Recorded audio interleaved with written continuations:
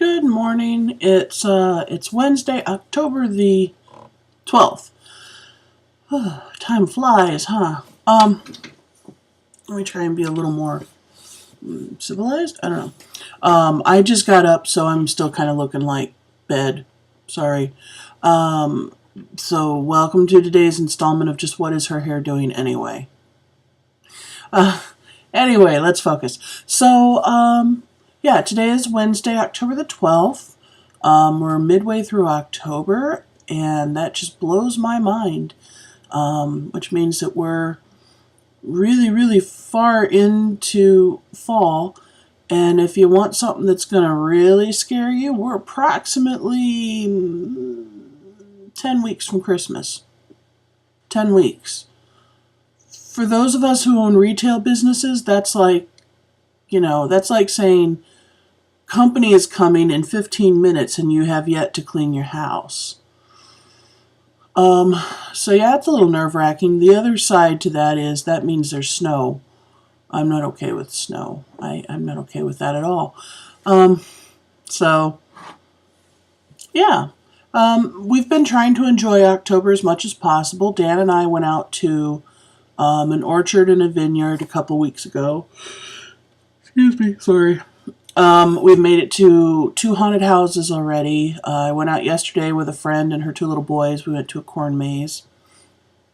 So I'm trying to get out and enjoy the fall as much as possible. So yeah. So today I'm just going to do a talking topic. I was asked last week, I think it was last week. Yeah, I think it was last week. By somebody who's a subscriber and watches a lot of the videos and comments on a lot of the videos. ALL, and I don't know if ALL is male or female. It doesn't really matter. It's the internet. We all have, a very different face on the internet. But ALL had asked me, I'm going to bring that up just so that I get it right. And, when people ask questions, it's entirely possible that I can open it up here and discuss it here. Sorry, hang on. Yes. So ALL. So ALL said, great video and topic. I'm so glad you touched on the difference between deity world and humans, as I struggle with the concept of a lot of gods and goddesses mating with their offspring and humans don't, but now I know it's different. I would like to listen to your perception on the matter of this cycle of life between the 2 realms. Just a suggestion. Okay, so that being said, please understand that what I say today is based on my own perception. It's not based on anything factual necessarily, primarily because we're dealing with a world that nobody can... back this up a step. Because we're dealing with deities and pantheons and energetic beings, the ability to prove their existence is much less scientific than it is faith-based. How's that? So, don't take what I say with a grain of salt, just like what anybody else would say. Take it with a grain of salt. This is based entirely on my perceptions. So, here's my understanding of how the deity and the reference that ALL is making is to the statement that I had said that we were talking about Isis and how Osiris died. Osiris died, was dismembered and scattered around the world. Isis collected up his pieces, remembered him, mated with him, and they procreated and created Horus, who is also considered to be an incarnation of Osiris. And that incarnation became the consort of Isis as well. Which means that by all technicality, if this were a human realm, that would mean that mom and dad got together, made a baby, and then mom and the baby, after a certain while, hooked up. So that would be considered incest, okay? And that doesn't apply in the deity world the same way it applies to our world. There's a few reasons I feel for that. First of all, deities are energy bodies. Okay, so deities don't function on our own physical realms worth of experiences. Deities can be anything that they choose to be. Deities can do anything that they choose to be because they're not restricted by the laws of man. They're not restricted by the laws of science. They're not held to the same rules as what we are. You know, we know that when we have partners, it is actually more beneficial if we are going to procreate to introduce two different sets of DNA and two different sets of chemicals to create a more a unique blending. And this is to help stave off diseases. This has helped stave off deformities and other kinds of illnesses and other kinds of broken states of being. So first of all, energy bodies don't apply to that. Second of all, a lot of times the deities, depending on the pantheon or the area of the world that your deities are coming from, they don't have DNA. So if their family tree is just a trunk with no branches, it doesn't really matter, because without the DNA, they're not going to have to worry about deformities and mental deficiencies and other illnesses and things. There's also the idea, again, depending upon the area of the world, but I think this was a fairly common thing, but even within humanity, it was considered a good thing in royal families to keep the family in the family, so to speak. So intermingling between cousins of different degrees, sometimes closer relatives than cousins, that was considered a positive thing because you were keeping the blood pure, in theory. We all know now scientifically that that's not a true fact, but they would keep the blood pure. They wouldn't muddy the blood with the blood of outside families who may not have held the same ideals or may not have been considered to be a stronger race of people.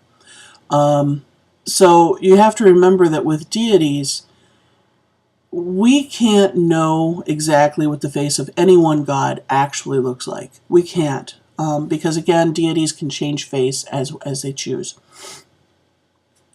Which means we also can't know their entire story. So every mythological story, every story that is based around a deity is a human creation, okay, or it's a human interpretation. So the best way for us to create and interpret something is to put it in terms that we understand. So if the deities are being created, okay, I'm using that term loosely. If the deities are created by humans, they're going to be created in the images of humans. Their backstories are going to be created in the drama of the humans. So if we have a group of people where intermingling within the family is the way you keep your blood pure and the way you keep the supposed strength in your family, so too will the deities do this, okay? But by and large, I think it comes down to my first point. Deities are energy beings, okay? Deities are not held to our rules. Deities are not, they don't see each other as brother and sister the same way we would see each other as brother and sister.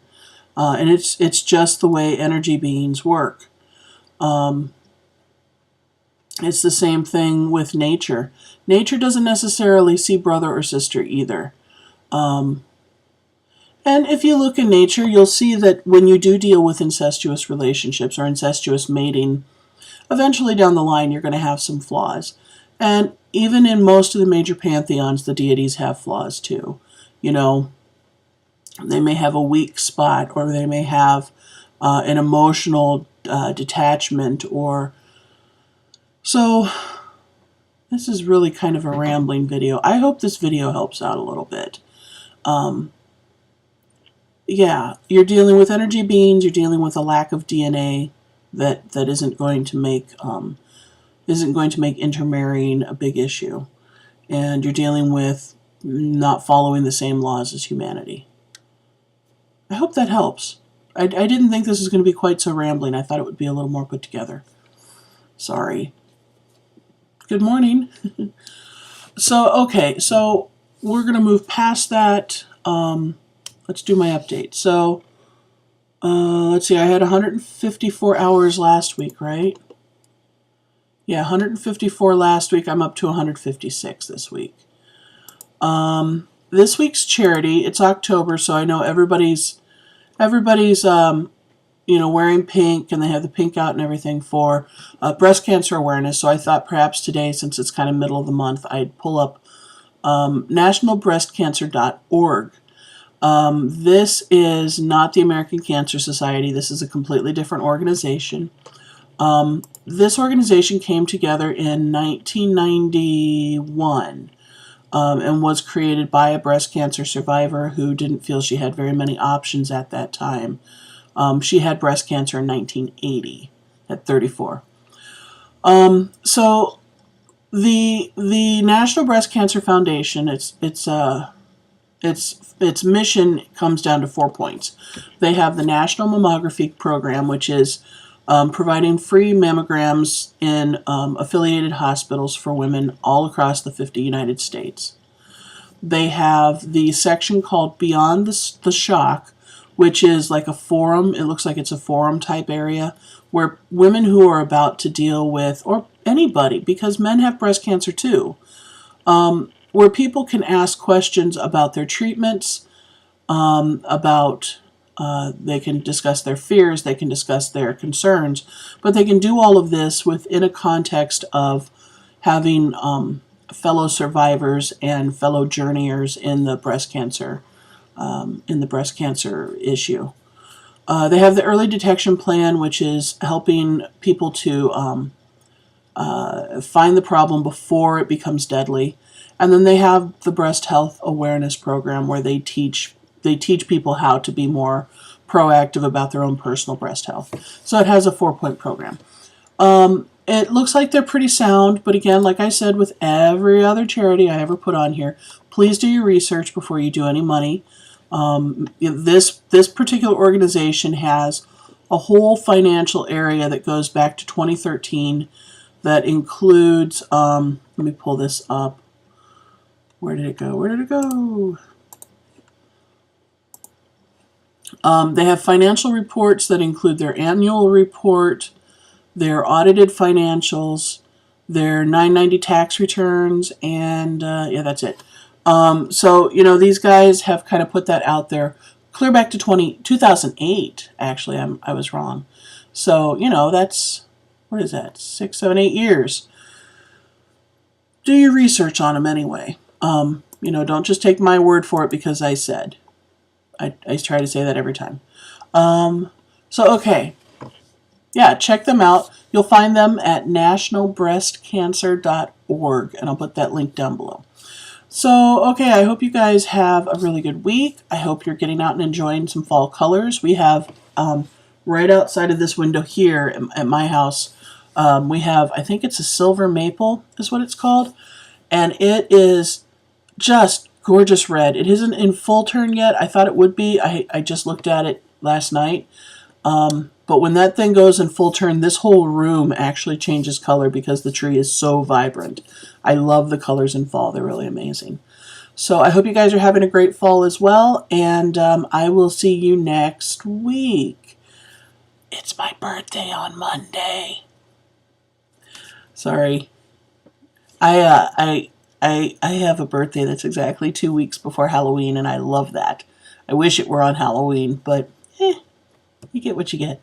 So, okay, I will see you next Wednesday. I may look a little worse for the wear because I don't know what the weekend holds for me. It's my birthday, and I will catch you later. Bye.